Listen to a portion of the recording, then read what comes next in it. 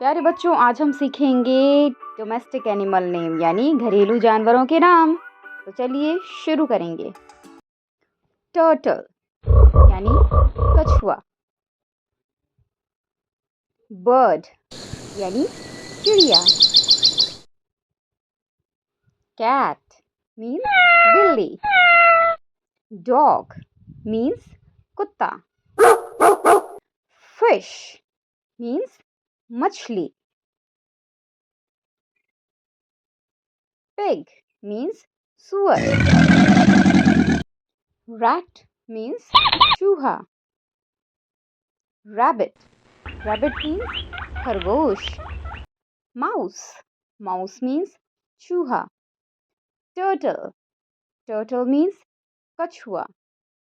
So प्यारे बच्चों, like, subscribe, share and comment.